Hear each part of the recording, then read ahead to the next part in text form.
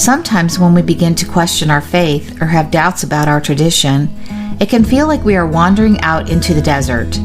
When we take a step back and honestly evaluate organized religion in the 21st century, many times it doesn't make any sense. The more we cling to it and try to save it, the worse it becomes. In addition, widespread abuse, cover-ups, and victim shaming cause some of us to question whether it will ever be right again.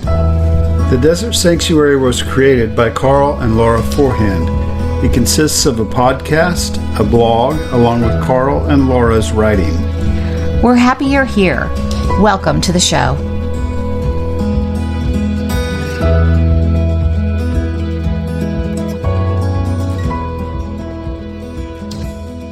Hi, welcome to the Desert Sanctuary. I'm Laura Forehand. I am here with Carl, and we have some very special guests this morning. Before we get started on that, though, what's going on? Well, you want to catch us up? Yeah, I kind of wanted to introduce us here today in a way and talk about, we wrote the book Out into the Desert. The way we look at it is an evaluation of organized religion in the 21st century. And in it, we kind of took maybe a soft approach or a diplomatic approach to it, just wanting to encourage everybody to do the evaluation of organized religion and what it means to you. But as we read and visited with people and heard people's stories over the past 2.5 years, we've realized that it's more serious, maybe than sometimes we act. Yeah. There is systemic problems in organized religion. Doesn't seem to be getting better. There's not a lot of real fruit. And people say to us, well, we're sorry, that's your experience. That's not how we see it, or that's not how our church is. Right. Our church is better. And we just kind of scream. I don't get that emotional, but I do inside get emotional about it, because it's not just that there's blatant abuse, and there is. It's not just that there's cover up, and there is, that there's victim shaming, but also we're noticing there's just a systemic, inherent, destructive pattern in organized religion. And more, we want to talk about that. Not because, and people say, well, you're bashing a church, but that's not it. It's not that we're trying to destroy anything, that we really want something to get better. We have traumatized pastors leading wounded people, not able to step back and assess and realize what's going on, that people have been deeply hurt by organized religion. And we could admit conservative, evangelical, maybe Catholic and evangelicals are the worst, but no one's exempt, and no one's, outside of this organized systemic problem. So to talk about church abuse and to talk about things along those lines and to see where the conversation goes, we have the privilege today of having Megan South and Dominique Benninger on the program with us. Yeah. You're going to tell us about them just a little bit. Yeah, I love their bio. It says Dominique and Megan have survived spiritual abuse in a variety of institutional settings, including a religious cult, a charismatic non-denominational church, and a Southern Baptist church. Together, they founded Baptist Accountability, an online database that tracks abuse within Baptist churches.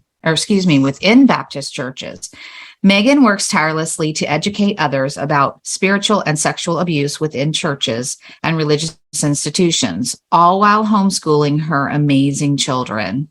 Megan is also battling Lyme disease and is an outspoken advocate for increased education and medical research. Megan has completed Ashley Easter's The Advocate Edge program to better prepare for advocacy work with spiritual abuse victims. Dominique holds a bachelor's degree in psychology from Messiah College, as well as a master's degree in cybersecurity and information Information Assurance from Western Governors University. Dominic has studied the psychological aspects of human hacking and social engineering in relation to spiritual abuse. Welcome so much to the Desert Sanctuary podcast. We are so thrilled to have you on today, and I think this is going to be a really rich conversation. So welcome. Thank you. Thank you for having us. We're really happy to be here. Yeah. It's so one of our mutual friends told me about you, Megan, because we were looking to interview mostly women, but not exclusively. And so someone told me about you, and so that's how we got connected. We haven't had a chance to have a conversation, so today we'll be getting acquainted along with telling our stories and things like that. But Megan, if you want to, could you start off? And we'll just see where it goes from there, but kind of tell your story in whatever length you want to. Sure. My life, I feel like, has been now I've just uncovered, after going through therapy for 4 or 5 years now, that the spiritual abuse started in my life very young. I mean, it's been a thread throughout since birth. I was raised in the Grace Brethren Church, which actually they just had a scandal break a week or two ago, that there's a man that worked in the music part at Grace College in Winona Lake, Indiana, that it has come out he's abused over 100 boys over his time at that school, at that college. So that I just keep finding all these huge abuse cases related to my own story. So that was the denomination I was raised in. My mother went to Grace College. She graduated from Grace College. So that's very tied to me. Then at the same time, I went to a non-denominational Christian school that really at the root was independent fundamental Baptist, I would say, as far as, the way we were taught. That churches that the administrators went to were mostly Baptist and independent fundamental Baptist a lot. And in fact, the man who started that school, Robert Billings, he went on to be very involved with the independent fundamental Baptist church. And he was also part of the, let's see if I can think of the term. Words aren't coming. But it was like the what Kristen Dumais talks about in her book, that right-wing religious movement, political movement. He was really a key person in that. And my school was actually one of the segregation academies that was started out of the, just found this all out. I had no idea until very recently. The school was actually started in response to anti-segregation laws. And it was, a lot of Christian schools were formed then as a protest that, we don't want our kids to be mixed. And so we're going to start these Christian schools, and the government, we'll keep them out of it. So I found out that's actually the history of the school I was raised in. So that says a lot.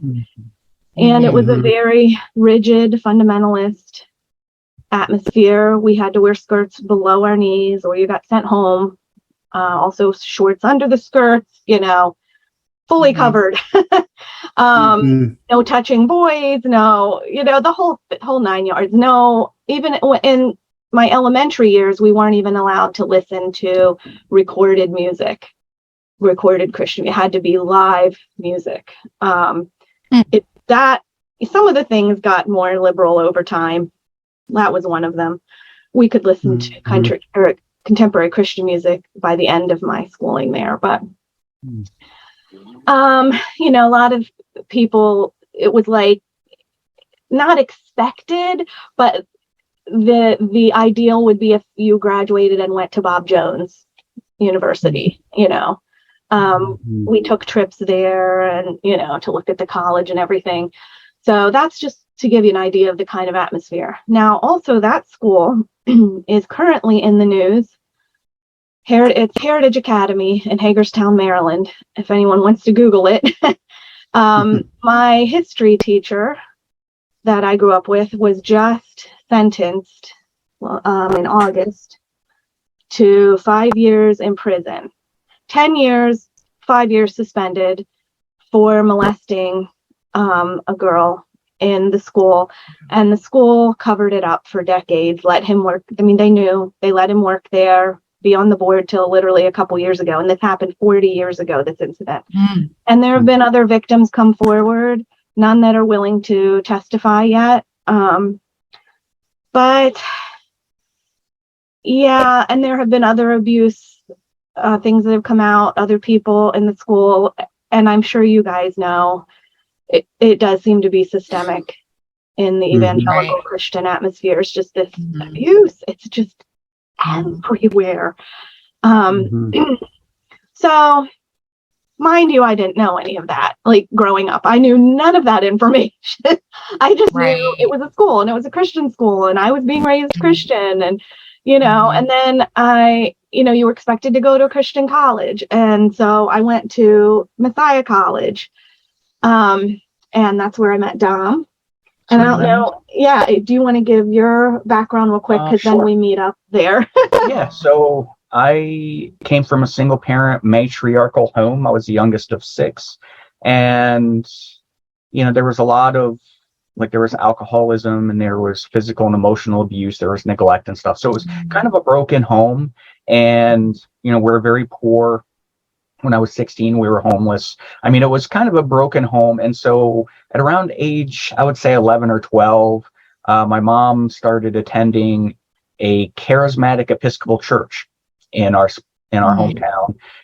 It's actually more common than you would think that that thread of the charismatic or the outpouring of the Spirit within Episcopal churches.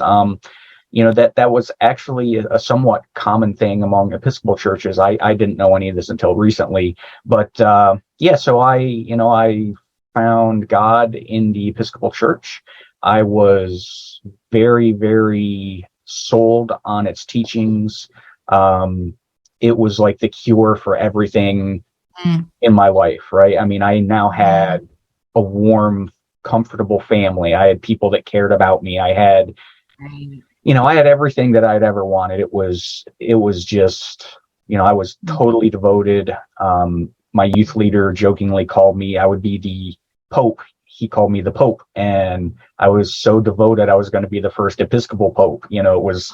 I was that sold out. So, I attended, this Episcopal church. There were events and threads that I didn't understand at the time. Like my mom would very often, the whole car ride home from church, just be sobbing and crying. And there were elements of abuse, a lot of, I want to use the word partisan. And what I mean is like kind of favoritism of, there were the favored people underneath the priests. And then there were those who, were not favored. And if you became not favored, there was kind of shunning and, like a social shunning kind of thing. And so we had challenges there. I never really understood it, but that was kind of the element or the experience that we had within this Episcopal church.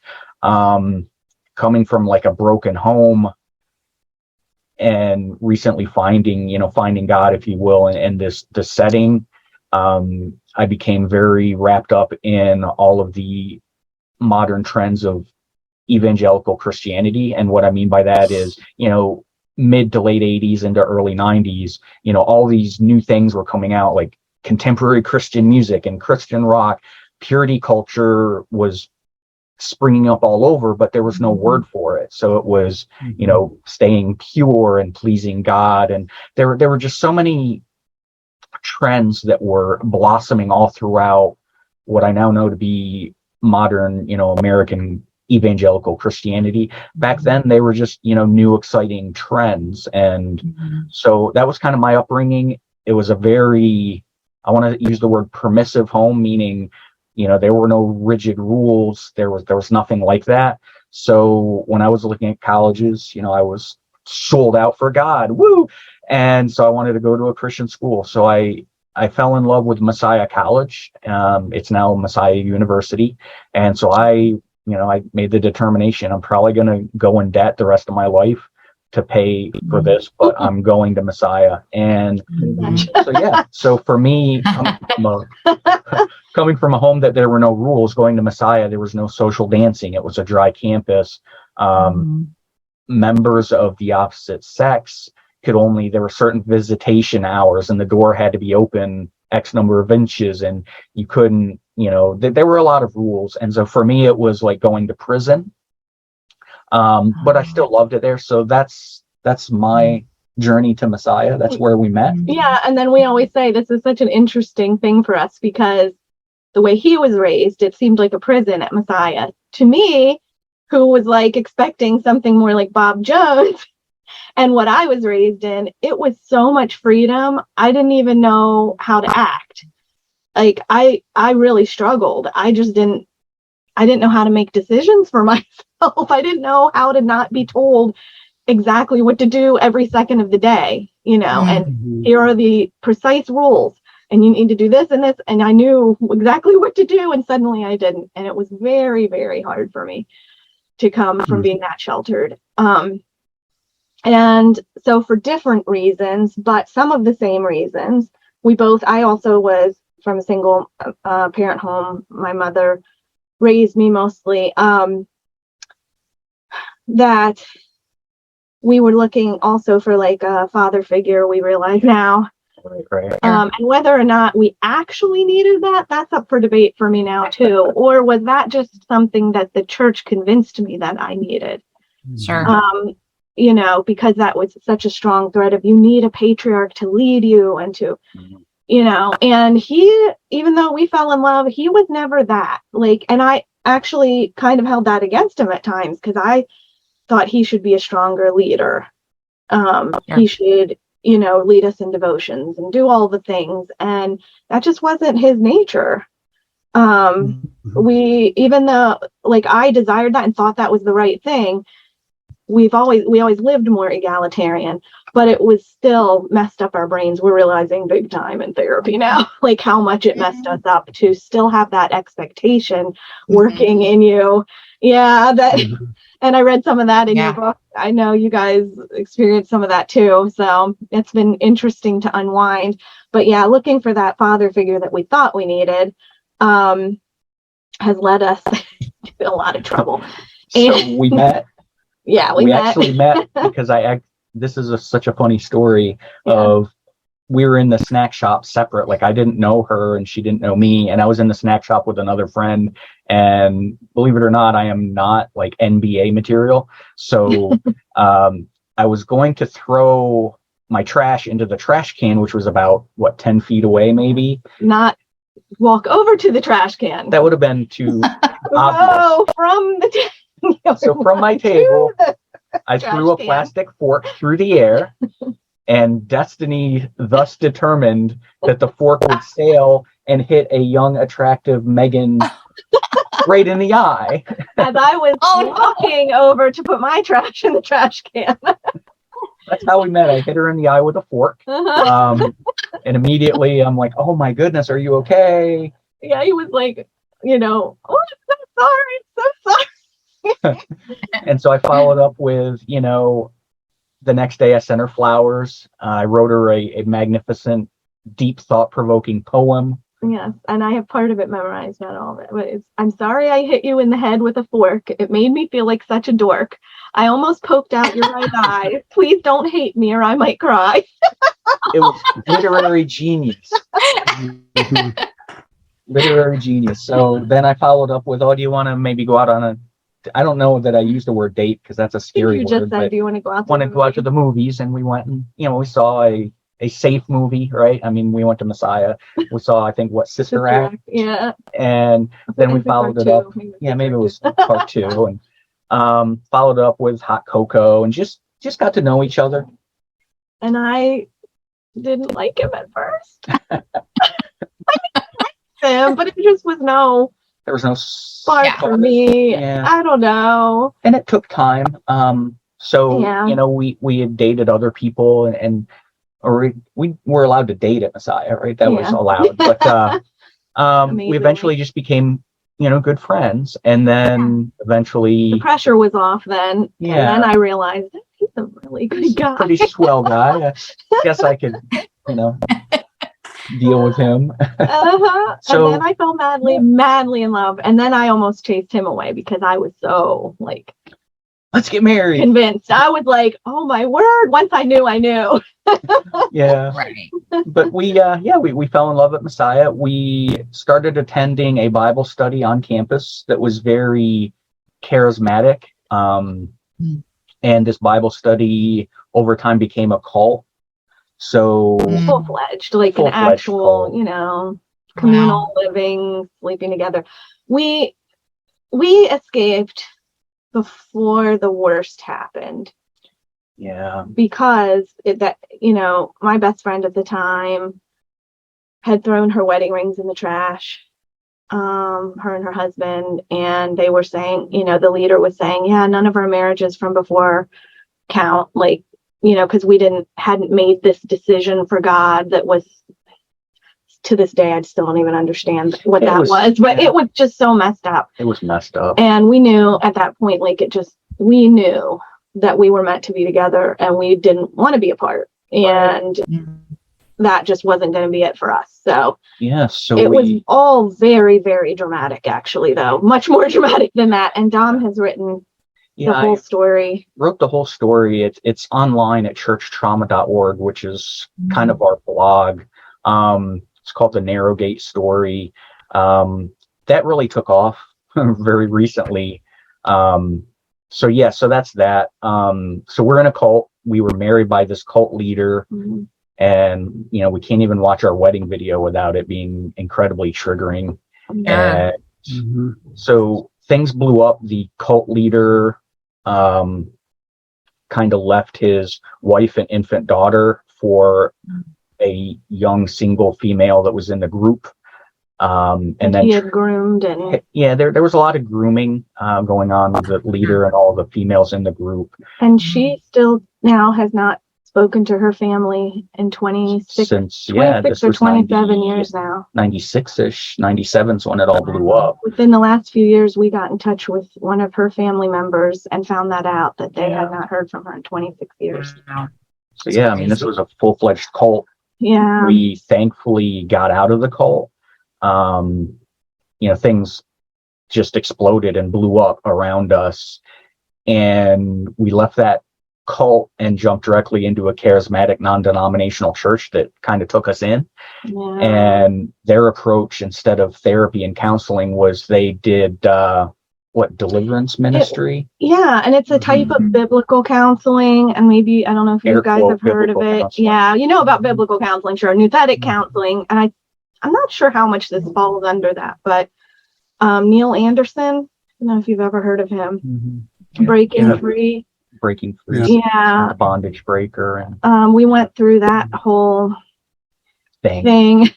And looking back, and now that we've been through actual therapy and we're starting to heal, we're like, what an injustice. What an absolute injustice that they insisted on trying to care for us on their own without referring us to professionals. Right. We could have been doing this healing work for 25 years now. Yeah. And instead we're just there's a story in the Rise and Fall of Mars Hill is a podcast. It's a series of podcasts about all of that stuff. And in it, they tell the story of one of the members' dads that had medicine for his mental illness, and he couldn't get to his medicine, so he's kind of freaking out. And that church spent all night with him, essentially terrorizing him, instead of when his son or daughter said, I think what he really needed was a hug and he needed his medicine, and there's so much of that. So let me kind of interrupt your story just a little bit. Sure. Both of you are you're concerned with mental health, and then kind of in that field now, and you're an advocate for trying to find the right words, for abuse and things in the Baptist church, and you developed a database and so on. I don't know if you guys are like me, but I like to boil things down and just say, what's the reason? Why did we get into this? Why, does almost every evangelical leader that we know of have issues with abuse and, and all kinds of abuse, not just sexual abuse, but mental abuse, spiritual abuse. It seems like it's rampant. When I was a Baptist, we made fun of the Catholics because they were so horrible and they abused children. But then now, it's the same thing with Baptists, and they're covering it up.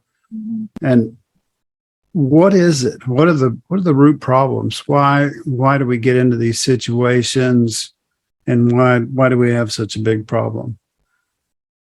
I think the very root is power structures of any kind. I mean, and specifically in the church with, see it most commonly patriarchy, or what's the term? What's the soft patriarchy term? I can't think. My brain's not doing words today. A complementarianism. There you go. Complementarianism. But I also think even if we manage to tear that all down, which is very, very necessary in my opinion, we would have to be very careful that something else wouldn't take its place. I think any power over structure is going to be problematic. And it does seem to me like in the scripture, which I have a very hard time with now, but that Jesus was more about equality. There is no Jew or Greek, no male or female. Paul did not stick to that. His followers didn't stick to that. But it does seem that what we have of Jesus' words leans more towards there not being an authority. We don't have authority over each other. Like a hierarchical power structure. Right. And taking like the woman at the well and certain documented, the historical authenticity set aside here, what is documented of how, Christ was documented to have treated people was very, there was so much equality and just the base humanity of it. And, so much of that seems to be lacking now at the expense because this hierarchical power structure of, you need to submit, to whoever, like your pastor or your deacons, your elders, and, children submit to the mother and the mother submits to the father and the father submits, the umbrella of protection, which is just a recipe for a hierarchical power structure. It just literally creates an abusive structure where people are without the what's the word, like accountability.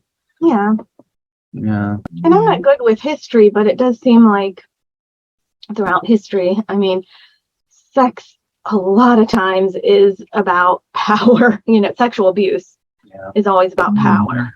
It's just somebody wants power over another person. And I know, having learned now more about LGBTQ issues and looking into like homosexuality in the Bible, when it was talking about homosexuality, it was talking about the only thing they knew homosexuality to be was a power over setup of where, it meant, it was men with boys, or in times of war, like it was a humiliating act for a man to sodomize another man, things like that.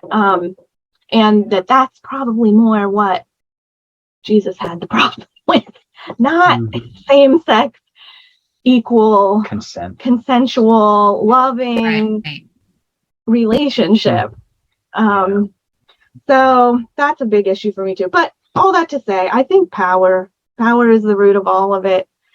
And I think if what we were even taught growing up of look at the fruit is so rotten. Yeah. How can it be coming from a good tree? Yeah. How is there any? I'm really in a spot right now, so you'll have to forgive me for.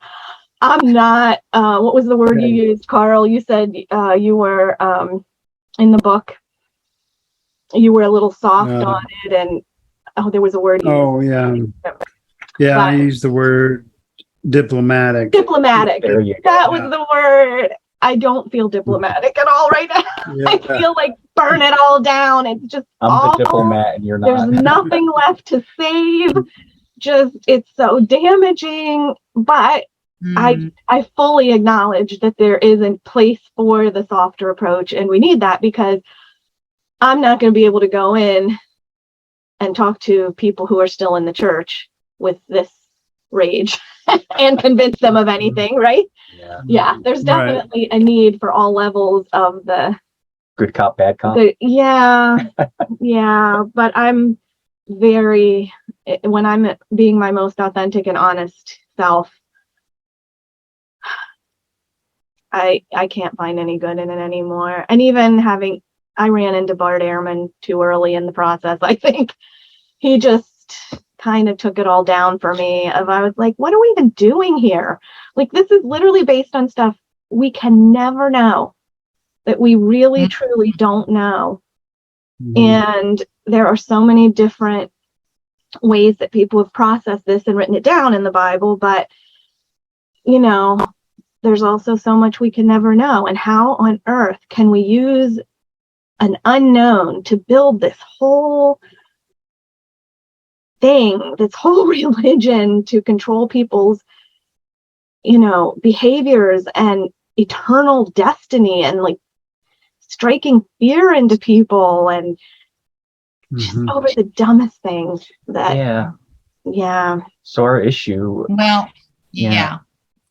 I definitely think there is an absolute need for your take, your not being diplomatic, your anger, whatever you want to say, because when there's cover up, when there's cover up and there's victim shaming and there's children being abused, I'm sorry, I'm not going to be diplomatic about that. That's bullshit. absolutely. I'm not going to be diplomatic about it. And that's what did it. When it started affecting my children, it was over. Like, that That's mama right. bear, like, Yep. do not touch You better my believe children. it. Mm-hmm. And that was our final, in our story, that is the final sort of step. Was we ended up in a Southern Baptist church, and we were there for 12 years, thought we had finally found our safe place. This is, where we can raise our kids. This is 12 years later, we discovered our pastor was a convicted child molester. The man who had baptized our oldest two children, he was their favorite pastor. They used him for their references for school and jobs. And it turned out all this time he was a convicted child, not even just like, there was a rumor he had served jail time for molesting a child. Wow. He was working with children, and he was superintendent of the church-run school. Yeah. And now, what do you say? Oh, I'm sorry, I didn't mean to interrupt, but what do you say to the Christian community that is like, well, we need to forgive? I mean, that was in the past. I mean, what do you say to that? Because that, like, that's my old religion kind of sneaking in and trying to make me feel guilty about, like, being angry about that situation. No, I have whole new thoughts on forgiveness, but I would not. I want you to share that. I will, but that's not what I would share with church people on the first. You want me to go first? On the first interaction, I would say, fine, forgive him. That's great. Just don't let him work near kids or be in church leadership. Yeah. There's so many other things. Like, I'm not saying despise him and consider him, shun him and never, he can't know God or be saved. No, Right. He just can't be in leadership and work with children. He can have any I agree job with in you. the world. There's so many jobs that don't work with children. So my response would be something kind of that you said earlier. Why are you doing that in the first place? Why do you have an organization where that guy stands up and teaches everybody else an elevated platform, and we listen to a concert and we drive back home? why do we do that anyway in the 21st century? Mhm. You know, every sermon I could ever want to hear is online. I can find teaching on any subject. I can study all the religions all Right. at the same time. From my lazy boy, I could interact with my neighbors, my real family, instead of being guilty about going to church all the time. And why do we have to build an organization that's inherently controlling, like you said, that's inherently fear-based, that's based on a book that's fear based, and in response to that fear, actually violent and retributive? Maybe I do believe in a restorative Messiah. Maybe I do believe in a guy that restores, and an idea that restores humanity and restores people. But why do I have to keep going there where, well, the best we could find was a child molester to lead you and control you and be the only teacher? Why do we need to keep doing that nonsense in the 21st century? And maybe we couldn't have done it 50 years ago, but we can now. We have the internet, we have Zoom. Like Right. you guys and us we're having community right now. We're having real discussions about real issues. We're learning, we're growing. Why do we even need that nonsense anymore when it's proven that, you know, you have a database of Baptist leaders that are abusing people? Yeah. And the You know, number of entries we have that are not published, probably, do you think they outnumber the number we I have? would think so. I mean, we only take Because- things that are documented in the media, and so many So many aren't incidents documented. are undocumented due to statute of limitations, and you have, legal Right. challenges. So And what's in our database, which is almost 1,000 entries now, isn't even like the tip of the close. iceberg. I mean, that's not even the tip of the iceberg. Yeah. And I'm focused on Baptists here, right? And That's And what I was going to that's say. just- it's just Baptists. And that's just what 2 of us Right. could find over 2 Right. years. It's not even like, if people Yeah. would know more about it and we'd get more entries, it would be a lot. Yeah. I'm sure it would be a lot bigger. Yeah. But that's what I was going to say. It's one denomination that you're talking about. right. Yeah. Right. It's not, and how many denominations are out there that A lot. Exactly. is probably happening in those denominations as well. Oh, it Yeah. is. We Yeah. have people contact us all the time. Very often. And Oh, Carl, wow. you've mentioned this before of like, when we were Baptist, you looked down on, like, we had the truth and other people would hopefully Sure. get there. And, Yeah. but, you'd mentioned, Catholicism, because they were getting a black eye for the abuse. And now, Mhm. the Baptists are getting a black eye for the abuse, but there are a lot of denominations that still have abuse within, and it's only now starting to come out. And looking how, and I'm picking on the SBC, but it could be any denomination or organization. They're fumbling the ball. They're not being transparent. They're just not doing anything right. And we get tired of waiting for, and I'm doing an air quote, church to get it right, to care about those who have been hurt within, their pews and their realm, if you will. Yeah. And I really Yeah. appreciated, Carl, in the book when you were talking about that idea that why do we need to go to a building? And I really appreciated that you put numbers to it. Numbers help me. And seeing that was really interesting. Like, this is how much money it takes, to support a regular sized church. And what are we even doing? Like, what could we be doing with that money instead? Mhm. And what a waste. Yeah, that was really, Mhm. really good. Mhm. I think that's very true. Yeah. So can you guys tell us about like the work that you do? I'm really interested to hear about the work that you do. Yeah, I mean, there are so many aspects to it at this point. It's hard to say. Yeah. I mean, Dom, is writing that blog, which we're hoping will become a book. And we're even in talks, it might be a documentary. And with the database, that is more, it was an idea that I had while at dinner with a friend. I was telling her about, my church story and how I knew that Southern Baptists were having this problem, and everyone was trying to get the Southern Baptist denomination to do a database, but nobody would. And I said to her, I don't even know, maybe why can't we just do it? Like, why can't a regular person just make a database? It cannot be that hard. And she was like, yeah, why not? We were talking about it, and I went home and talked to Dom, and I'm like, could we just do this? Could we just make a database? Because one of the things, we were getting tired of following our pastors, plural, around, because even the ones that had covered up, we didn't feel were qualified for ministry anymore. And they kept going on trying to get all these other jobs. And we're literally like following around, talking to people saying, you might not want to hire these people because here's what just happened, and we're like, we can't follow these people around the rest of our lives. There has to be a better way. And we were, that's kind of where we had heard the database idea, and then we said, can we do it ourselves? Dom said initially, he was like, no, there can't be that legally. That would just have to be a train wreck. But then he gave it more thought because he has, a master's degree in computer things and knew a lot of things about that. And the next day he came to me and said, well, actually, if we set it up like this, it might work. And I had also found I homeschooled all my kids, and helping my oldest two get into college and pick classes and things, we used a website called Rate My Professor.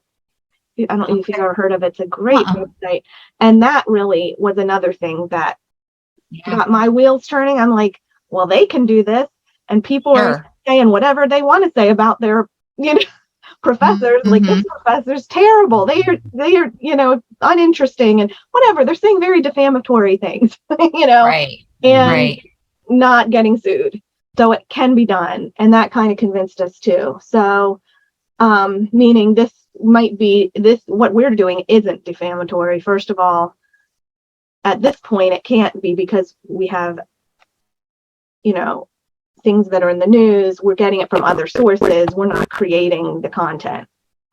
People are submitting it. We have a submission form, and they have to have some sort of documentation at this point.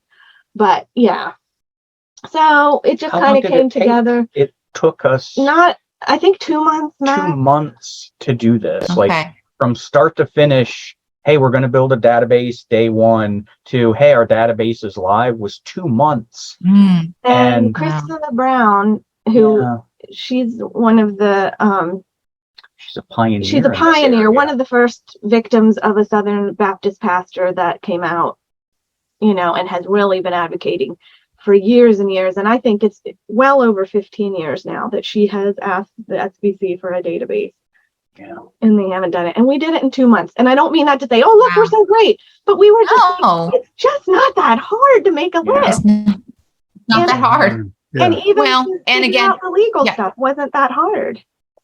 Again, it just goes back to protecting the organization. That's why the SBC couldn't do it. They have to protect the organization. They can't let that information out. Right. Yeah. And to find recently that they did have a database, right? And it's been in the news. Had a list that they were keeping, hidden in private. That's gross. That's just so gross. It's so, I mean, and again, like, what I just can't get past is we're talking about children.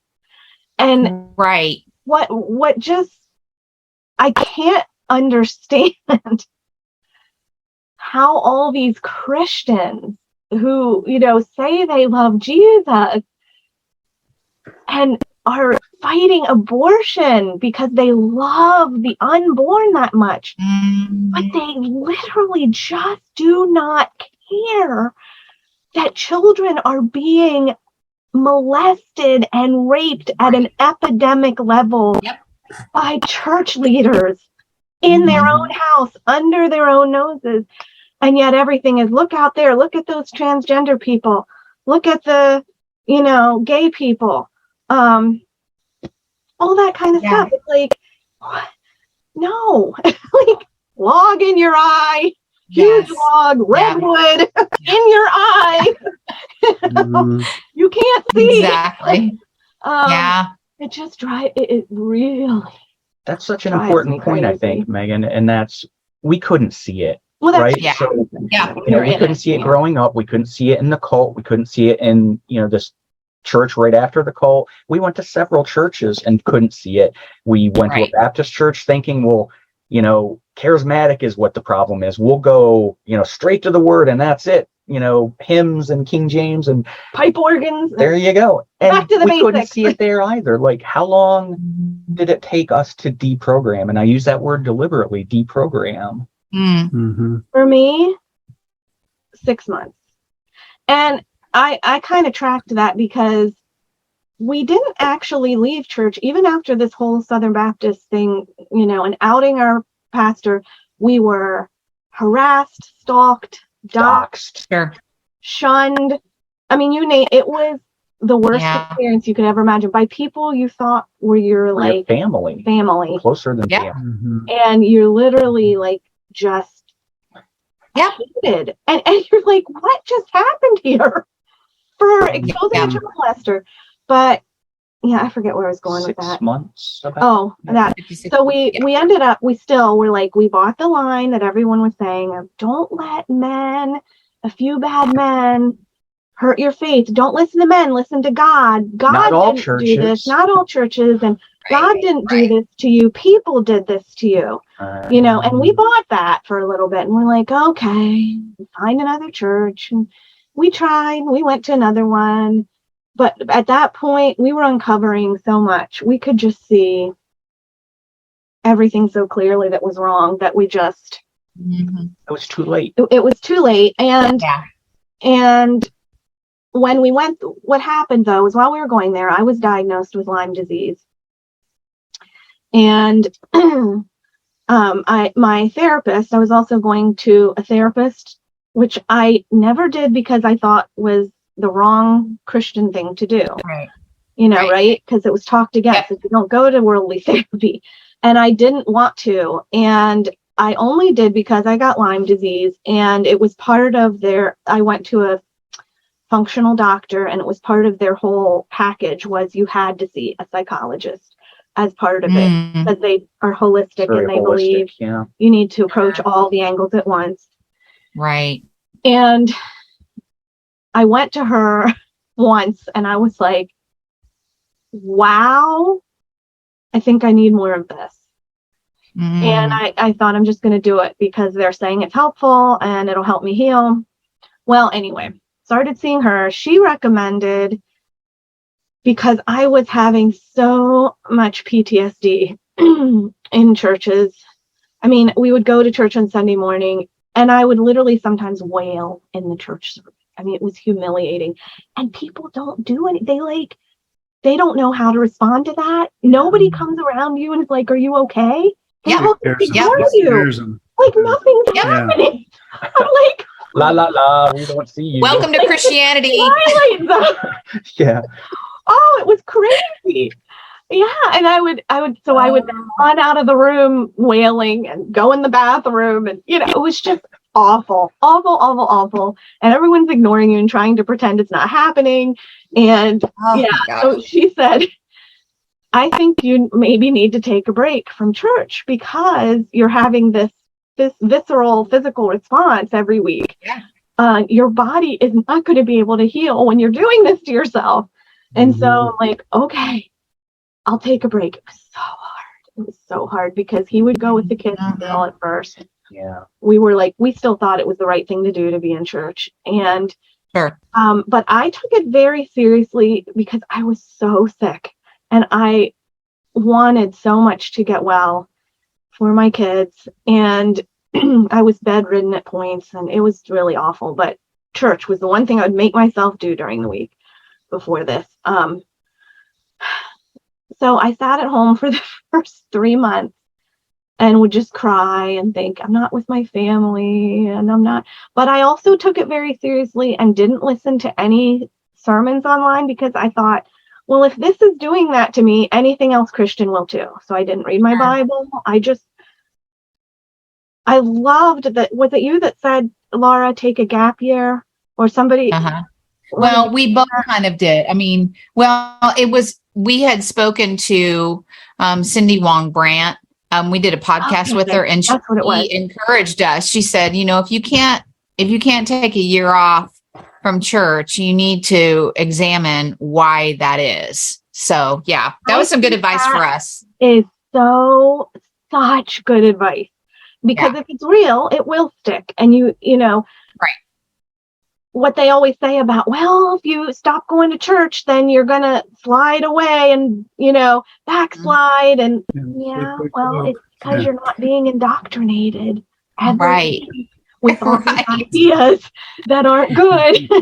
And what I found was, when I did this kind of spiritual fast, after 3 months, I told Dom, and I didn't understand what was happening at all at that point. But I told him, I'm like, I feel so different at this 3 month point. I really noticed it. I'm like, something has changed in me. Like, I noticed it most. I think I finally started to be able, one of my hardest things was coming to terms with LGBTQ, because I was so indoctrinated by that was so wrong. Right. And I wanted to be able to see past it at that point, but I still couldn't.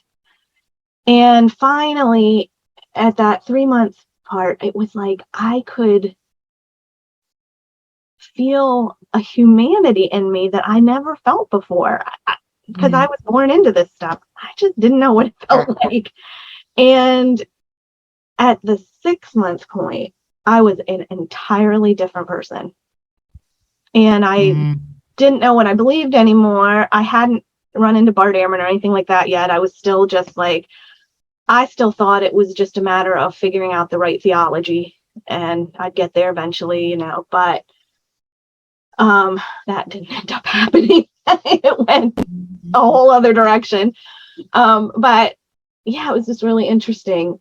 I think deprogramming is it. And you have to almost separate from it for a period to get to that point.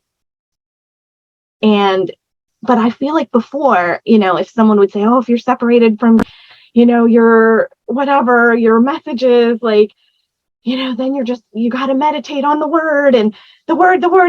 And, but really when you meditate on the word, I'm meditating on what I was told the word meant, right. like all these things. And you're almost indoctrinating yourself all the time. But yeah, letting go of that totally for health purposes was a really unexpected outcome. Really changed everything. And then I was able to finally start to question. And then it started, I think, with hell. Deconstructing hell. Yeah. I mean, there's so many pieces to it. And once we got rid of that fear, then the whole world opened up, because you're not afraid to question anymore. Yeah. Right. What is there to lose? you Yeah. know? Yeah. Right. Yeah. I started with. Yeah, go ahead.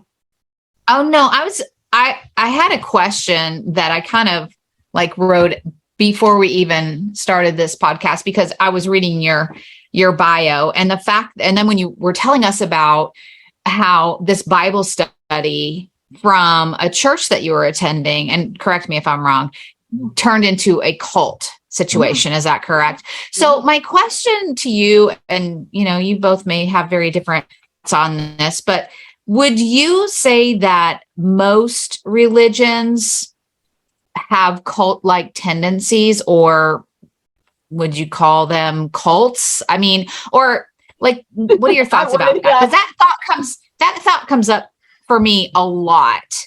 I listen to a lot of podcasts about, various religions that are deemed cults or cult-like. And I go, that sounds an awful lot like the denomination I was in. So I'm just wondering, what is your take on that? What are your thoughts?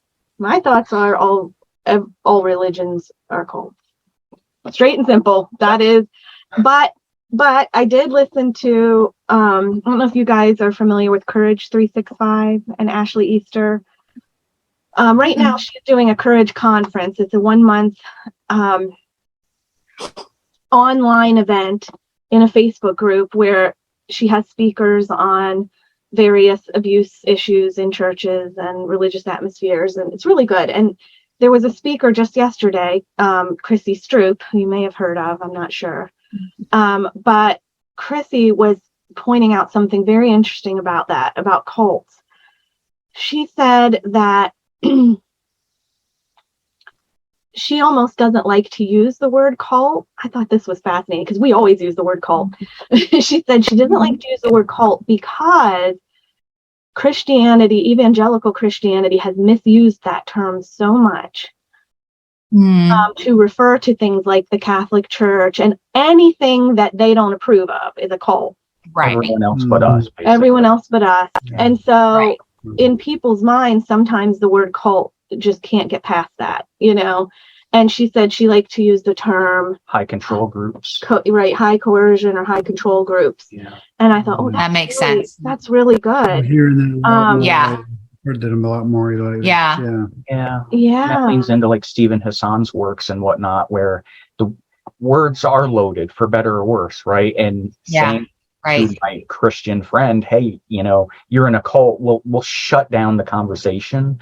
Whereas that's true. I think more on the aspects of control and say, hey, you know, these areas it seems very controlling, you know, where you go, what you watch, you know, all of these things are areas. And, you know, Hassan has like the bite model that kind of breaks all that down. But that's a very good point, is that high control groups is a lot more. Yeah. It opens conversations, whereas using the word cult tends to just shut down the conversation. Yeah. Yeah. Yeah. I can tell. Thinking. Oh, sorry. Go ahead. No, I was just saying, I can tell already we're going to have another conversation someday. Yeah. So much. Just getting started. This is really a great conversation. But before we get out of here, we need to know, how can people get a hold of you? Where do they find your stuff? How do they get, they want to help with the database. What do they do? Oh, that'd be great. Sure. Yeah. I mean, you want to go ahead? Most of our stuff is in kind of two areas. One would be churchtrauma.org, which is kind of our blog. So the Narrowgate cult story is there. Megan has been writing a lot of poetry as she deconstructs. So she goes by, is it Deconstructing Poet? It's very dark poetry, just to warn you, like it's incredibly dark. So all that's there on like that. Yeah. Beware. Disclaimer. Actually, I don't have it all. I need to put some more of it on there. So go ahead. That website, and then so that's churchtrauma.org. And then the actual database is baptistaccountability.org. And that was, we kind of took before us was like Bishop Accountability. So we kind of played on that theme, and Krista Brown had a database before that, Stop Baptist Predators. So all that kind of culminated in baptistaccountability.org. And again, it's a database. We accept records if anyone is or has ever been in any way affiliated with any Baptist church. Because as you guys probably know, they go from church to church, but they also go in and out, weaving in and out of denominations. So, they could be in a Baptist church and now they left and they went to a non-denominational church. Well, they were Baptist or whatever. So that's kind of how we accept records for that. And we always say, like, the best way to help, we feel like, is to put records in. Yeah. A lot of people just want to send us a story. Yeah. And then, but what's really helpful is if people can go through the process of our entry page and put in all the information. That really does help us. Just the data entry of it is so helpful. Right. We have to still pass off and accept it as an entry, but just having all the fields filled in really helps us a lot. Yes. And we do accept donations. There's a Patreon on the website. I think there's a Patreon and PayPal. There's a PayPal. Couple ways to donate on there. Yeah, and it's a labor of love. Like, we say this a lot and we're serious about it. Like, we used to tithe 10% off the gross, and that was a crap ton of money. Like, we're more than happy, and we feel like we have control over what we're spending our time and money on. So, for us, that's our labor of love. That's our air quote tithe, right, is investing in this instead. But, so that said, we don't need money, but if people feel led to donate, that's fine. It is getting a little more expensive as time goes on because there is a legal aspect that gets expensive after a while. Sure. But that's there. We are very active on Facebook. Right. You can find me under Megan South Benninger. Yours is just Dominique Benninger. Yeah, he's not as active. I'm on Facebook. Oh, I love Facebook. I'm not on Twitter and Instagram as much. I'm on there, not as much. Facebook's my thing. And we also have Baptist Accountability is on Facebook and Twitter and Instagram.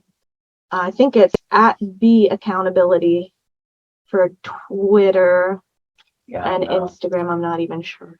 Whoops. The biggest piece search. We're the there. biggest piece of this is interacting with a thriving community that we didn't know existed outside the walls of a church building.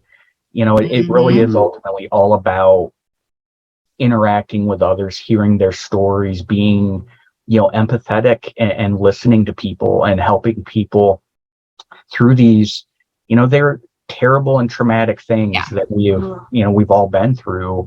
Finding a community that you can talk to and people understand, that has been so invaluable in this journey for us. Absolutely. And the idea that you're listening and that you're validating and you're treating their stories as sacred and you believe them. Those are all things that as we were coming out of ministry and churches, we did not receive from the Christian community. So I think that is a huge endeavor for both of you and amazing.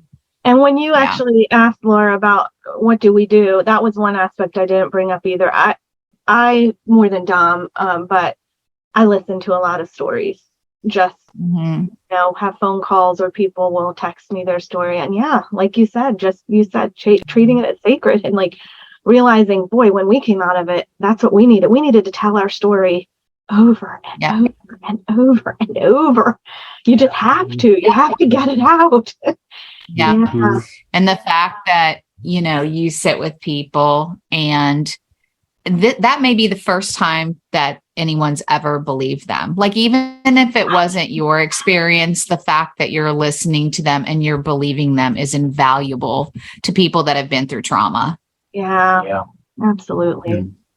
Absolutely. So we always ask everybody, we always ask everyone in different ways, and we've changed it over the years, but what would you put on your billboard? And you can choose if it's to victims or perpetrators or the church in general or whoever you want to talk to, but what would you put on your billboard that would be seen by the whole world, that wouldn't just be limited to your followers, but everybody out there, and they have to read it. You want your billboard?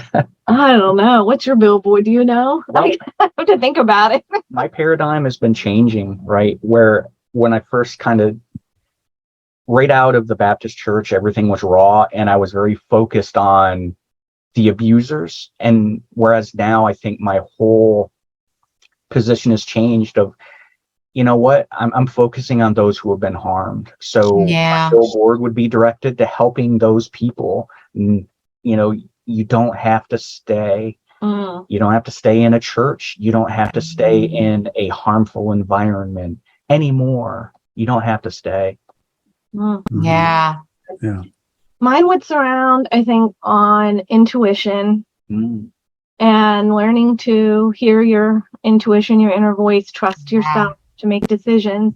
And my favorite word of advice, I don't know if this would make a good billboard, but I just love this. I never used to be able to make decisions, as I said, because I was used to being told what to do. And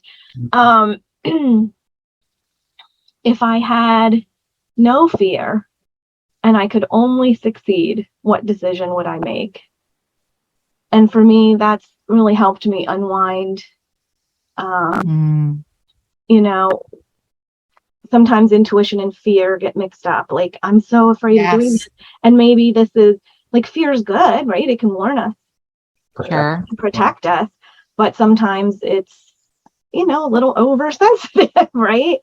And Right. yeah. And so if there is no clear and present danger, you know, what would I do in this situation if I could only succeed? Yeah. Yeah. And I don't know how you put that on a billboard, but I'd figure it out. It's a great message, though. Message. Yeah. That's good. Yeah. Well, our thanks to the Benningers for coming on today. This has been, I want to say surprisingly good, but it's just been exceedingly good is probably what I should say. Yeah, That we didn't get a chance to get acquainted before, and we didn't get a chance to prepare like we should, and I never do. That's one of my shortcomings. I find maybe it that's exciting this way. Because I like the organic, you know. Yeah. Because some podcasts we've been on, we do talk ahead for like an hour, and then I'm like, oh man, I wish that would have gotten recorded. You know? Yeah. This was good. Yeah. Right. A little more robotic, yeah. But Right. we're grateful for you being on. We'll spread this far and wide. Like I said to everybody out there, the book is number 2 today. And I could tell you by the hour what it is because I'm like obsessed with it. I love it. But it's doing well. I highly recommend. It's also Thank you. and it's also 99 cents right now. So Yeah. you can share at least the Kindle version is 99 cents, and you could share it That's with amazing. others. Yeah. We're hearing good stuff, getting more reviews all the time. We love that.